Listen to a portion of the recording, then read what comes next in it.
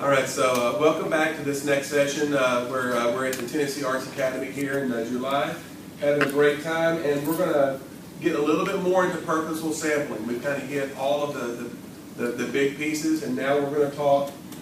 We've talked about reflective of the course load. As long as we can generally look at most of the things that the teacher's doing in that course load and be practical and reasonable about that, then that's what that's talking about. And ultimately, that's going to be an agreement between the teacher and the site-based administrator or the LEA contact to have that agreement.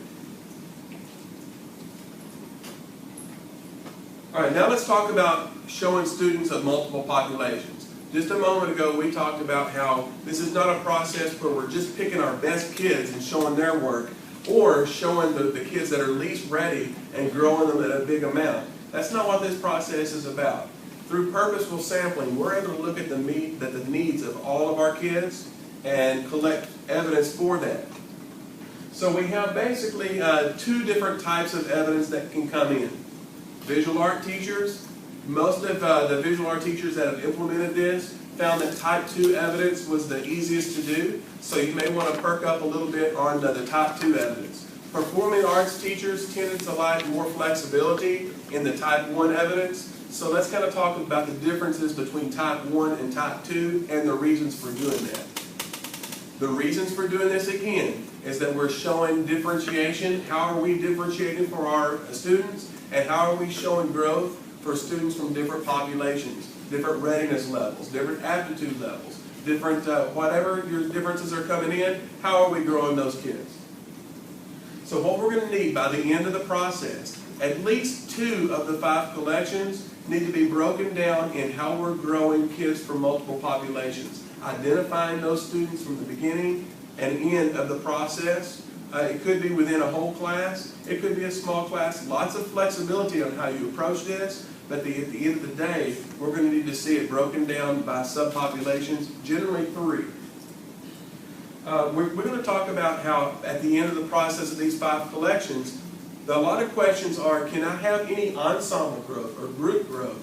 Performing arts particularly like this, some visual art teachers like this as well, and the answer is yes. You can look at groups of students with this pre to post or post to post. We'll talk about those a little bit more. But you can look at evidence from the realm of ensembles. But this is also an individual growth measure where we're concerned about growing individuals and our ability to do that. So not all of the collections can be grouped. We're going to need to see it broken down. And one of the ways that we do that is through type 2 evidence. So let's talk a little bit more about type 2. When we talk about type 2 evidence of differentiation, what we're really talking about is showing growth for our advanced students, mid-range, and struggling students.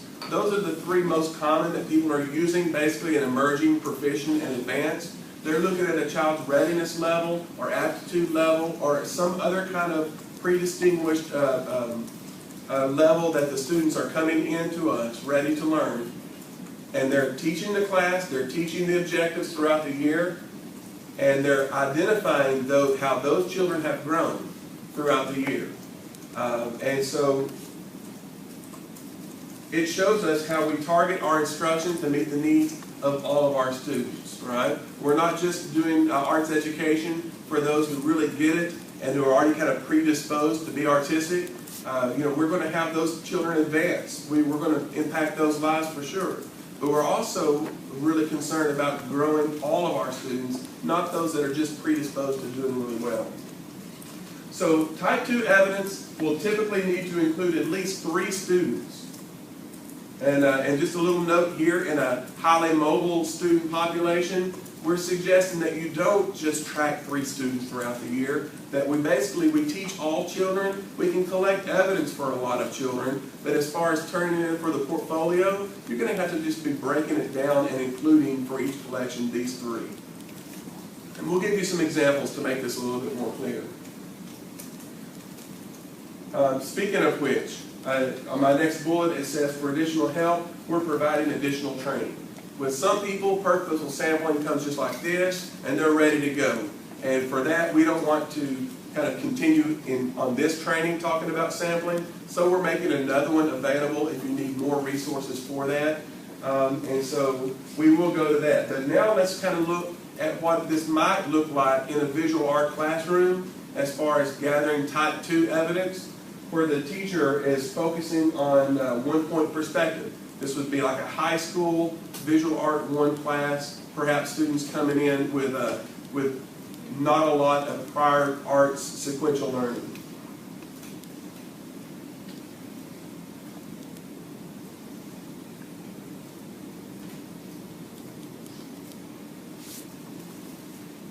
It's taking a little while for the pictures to upload.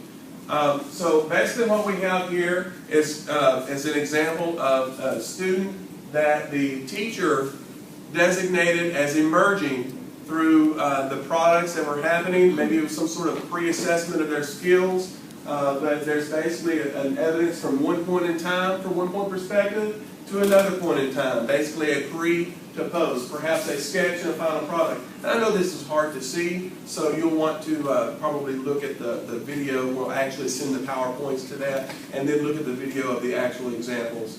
But generally that you would see this is the first of 3 slides, that this would be the student predisposed as, or not predisposed, but kind of determined as the emerging level student with a pre and a post, followed by the second slide, which would have a pre and a post, a different learning level here, and a different growth level.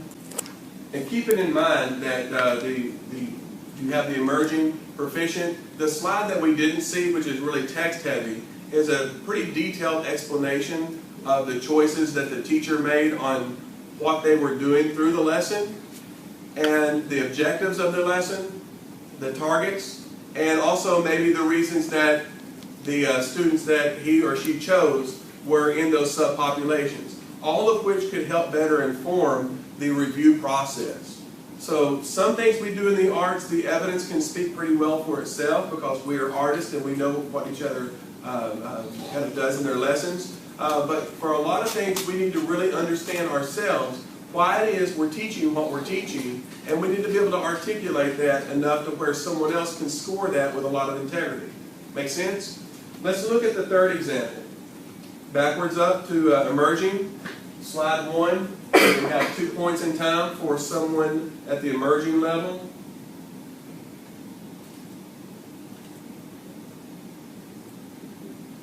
Slide 2, you have 2 points in time for the work product for the proficient level, emerging proficient, and then the other one that he chose was advanced. Also, there could be a level of maybe a special needs child that was in the class, an exceptional learner. There could be other kind of areas where you have populations that need to be demonstrated there that you would want to do. But what we're saying is typically going to be at least 3 of those students. It could be more, but it definitely needs to show the subpopulations within. Now, did the teacher teach the entire class and have work products for the entire class? Absolutely. But do we have to see all of that evidence, one after another, to make determinations of the scoring guide? No. So break it down into kind of levels, and that's the way we go with that. Now, do you need more help with the purposeful sampling? What we've talked about is what type 2 looks like. We haven't talked about like what type 1 looks like, right? Type 1 evidence is a lot like type 2 in that you have a lot of flexibility. You just don't have the burden of demonstrating the subpopulations within. It could be an entire ensemble that you do work pre to post. It could be perhaps one student that is for some reason or other tracked throughout the year. Basically, it's you have evidence of your teaching and you want to include it in your portfolio. You have the freedom and flexibility to do that as long as it meets the requirements at the end of the process. All right, one thing we didn't have last year were samples of what people did because this was a new concept and we wanted to kind of experiment with the concept of sampling without saying you must do it a certain way. And so now we're going to try to give more examples of what it could look like without saying you must do it this way. This still needs to be highly personal and highly individualized, but we think we can save people a lot of time by giving a few more examples that you can kind of pull from to create your own ideas. Also, if you're really struggling and you feel like you're putting in more time than you should have to be doing with this, then you need to probably touch base with a PLC leader or your district contact or Courtney or myself just to make sure you're on the right track, because we want to stop you from spending extra time above and beyond what should be required to finish this process. And finally, some help to start the year is going to be necessary. You will find it a lot easier to do this process if you will do one thing, which is to look at the teacher's guide and look at the sample completed portfolio. And then go to the next page, which will be a planning guide for you to sketch out your own work. So let's look at that just for a moment. And I know you can't read this up on the board, but essentially when you're looking at it in front of your face or you've got the paper copy, down the left side you will see that there are certain requirements for purposeful sampling. We've talked about them, but we're going to need to see evidence of differentiation, and we know that we need at least 2 of them as type 2 evidence. Some people find it easier to do all 5, some people don't. That's why we make it more flexible. The next thing is the learning domains. We need 3 or 4 by the end of the process. We're going to need to see 2 points in time in each one of the collections. We're going to need to represent most of your courses. These are all reasonable things. And then we're going to try to make these spans, the learning spans, as long as possible between those 2 times. Across the top of this plan is going to be the actual evidence collections, 5 total. In the plan that we see behind us, in the scenario that we've kind of invented, is an elementary music teacher that teaches K through 5, and they've chosen the following things for their collections. So the first thing you want to do is to think about what it is that you're really trying to teach and how you can capture that evidence. That's what this is all about, is growing kids in our content, not changing the way that we teach. So identify those targeted objectives. Get really clear about what's the most important thing about what you're delivering that instruction. And sketch out 5 to 6 to 7 evidence collections of how you can gather that information pre to post. And then you start filling out the rest of this to say, which is this? Is this perform? Is this create? Is this connect? Just put all those pieces together and then look back at a high level and say, does this meet all the requirements? Most of the time we find teachers do it, and it does meet all the requirements, and all they have left is to teach like they normally would have, and to collect the evidence and then to upload. Some teachers report that it doesn't take a lot of time if you do this. Some people didn't do this type of planning because we honestly didn't have it lined out, this delineated, and it took some people longer. And we want to avoid people spending extra time above and beyond their tremendously busy schedules. So consider that as you're training other teachers as well. All right, fast forward to the end of the year. You've done all your teaching, or not the end of the year, but at the upload time, which is mirroring the windows for TCAP. But the evidence is uploaded, and it's time to self-score. You probably want to think about self-scoring before it's time to self-score, so you'll want to construct, to look at those scoring guides that have been constructed and revised. So you'll consult those throughout the process, and that will actually help identify those learning targets, is to look at the scoring guide, which are all based on state standards. So look at those guides to help inform how you're going to collect your evidence. But then let's assume that they are put in there. Here's the basic framework that we need to consider. We're going to have student work that's pre, or from one point in time. We're going to have student work that's post.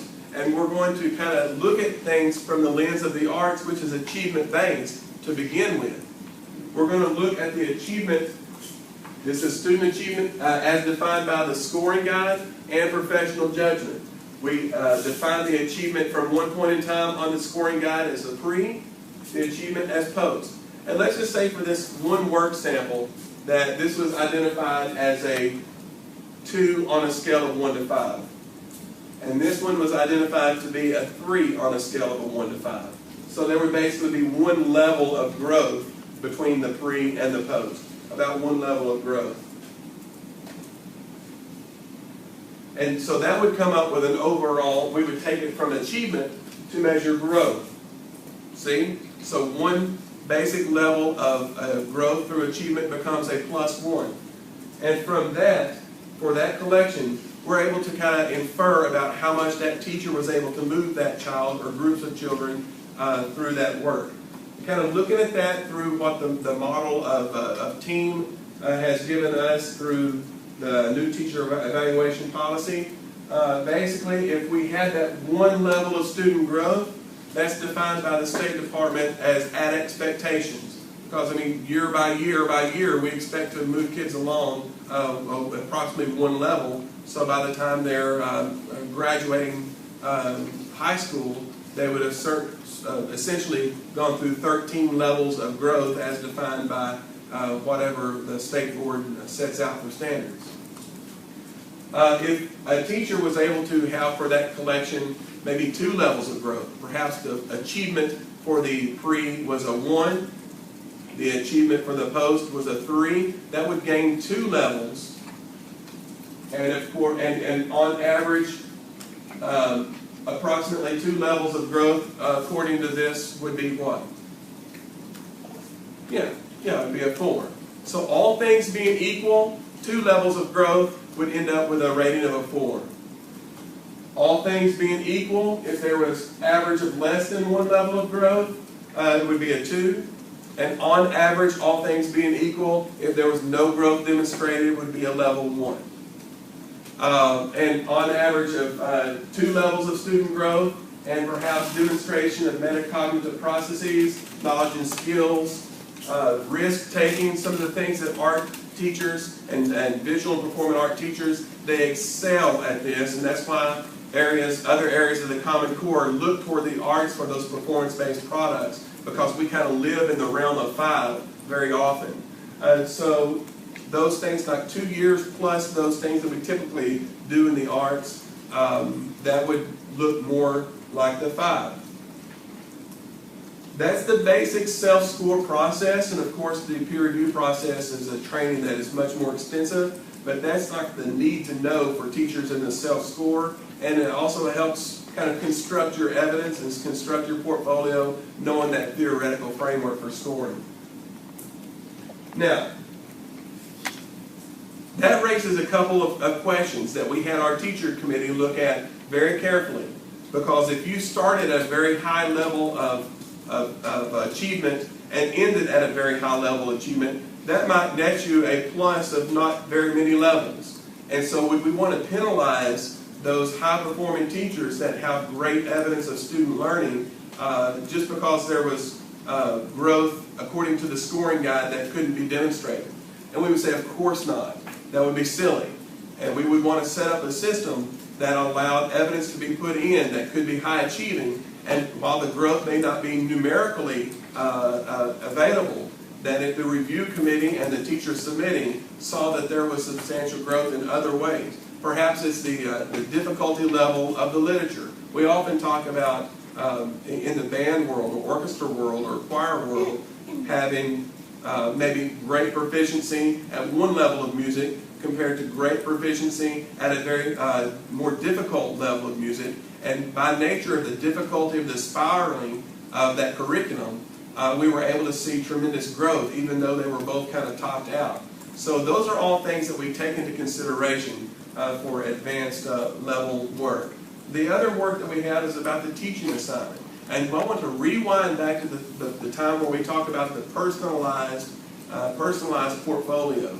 And everyone can know that their evidence is looked at within the context of what that teacher described. Most importantly is the amount of time it took to get students to grow from one place to another. And if for some reason you're not able to have as much time with your students, then that must absolutely be considered according to the scoring guide. So we take in all those things into account, knowing that this is a complex human capacity, not a formula that has come out in some sort of machine. And that's a really important distinction, is that our peers are doing this work, It's not formulaic. We do have the state standards and the scoring guide to get embedded in that language and to fall back on that language, but there's also professional judgment that works hand in hand with that. So that's a couple of other things to consider. Now, we basically know everything we need to know at this point as far as how to collect evidence, how to self-score, and then questions always come up about integrity and how do we ensure that this is implemented with fidelity. And so we actually have a couple of things that we just need to mention in the training, that each school district has that designates an authority figure, whether it's an administrator at the central office or whether that's site-based principals.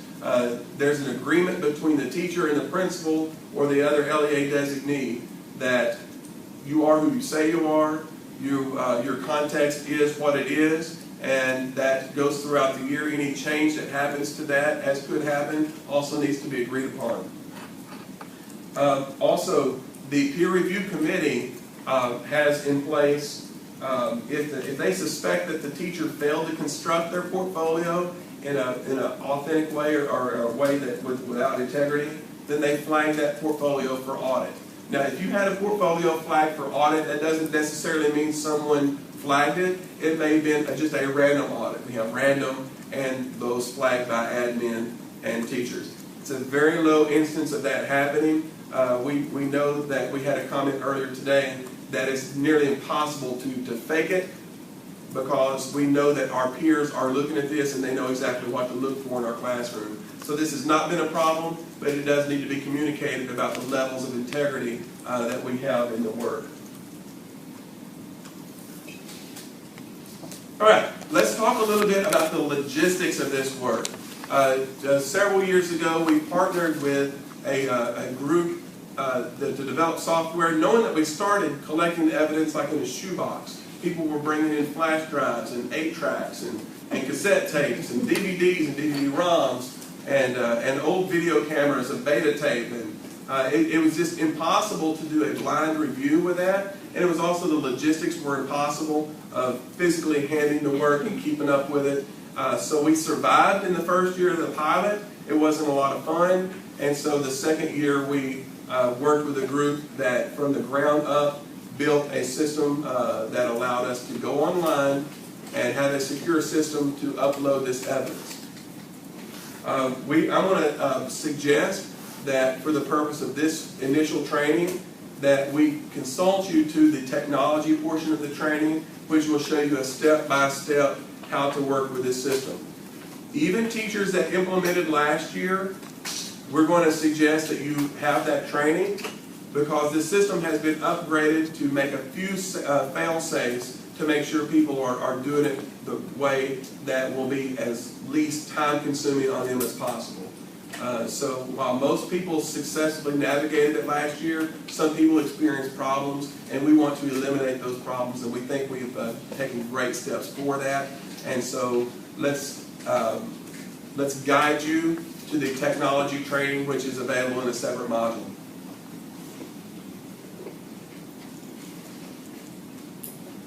All right, so where are we now with this system? We know that everywhere in the nation we're talking about this same thing. How do we look at student growth in a real meaningful way? And we know that there are about 16 districts that so far this summer are opting in the system. Last year, after the state board approved it, there were 3. Before that, 1 piloted. But knowing that this system is not just about one district or sets of districts, that it's a coalition of teachers and other supporters that's made this kind of possible to this point. We know that at least 4 other states are in some phase of adopting or piloting this as a solution for them. And it's not a solution that we've advertised. It's basically something that they say this is a better fit, a more authentic fit than any other choice that we have. And what most people view it as is a more successful tool for professional growth and development, knowing that we're getting feedback from our own peers, and that can be highly valuable. And we're also proud that the U.S. Department of Ed, when they initially gave states 3 choices, that we know that this is a choice for other states and districts as well. And that's been because of the work of the fine arts educators here in Tennessee. And for that, we're really grateful for all the teacher time that's been put in on developing this. So just a couple things to close down this portion of the training, and what we're committing to give to you is that we're here available for support. Any new system, we want to make sure that if there's anything you need, that we're here to give that to you as much as possible. And that can look at different ways. Each district has a level of support chain that you will report to get answers. And if any of those answers conflict with other answers, we want to make sure that either Courtney at the State Department or myself can be there to help with any problems along the way. We're also going to have monthly webinars that are not required, that would be voluntary, that we will have teachers from each of the districts implementing, kind of giving best practices, and maybe a chance for us to answer questions and have great discussions among the group. And we also are committing to you that every district that approves this and does this, that those teachers will have access to become peer evaluators through this system. They will be able to apply to the State Department and become state evaluators, which is very exciting, I believe.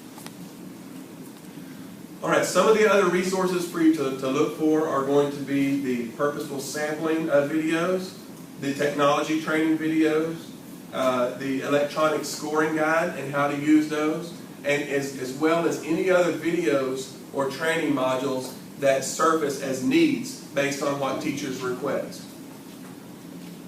And in closing, we're really excited that this evaluation system puts teachers at the center of the entire profession. It's built by teachers, evaluated by teachers, and I'm glad that it started with the arts, but happy that it's expanding outside of the arts to other subject areas. And we're always here available for support, and thank you for watching today.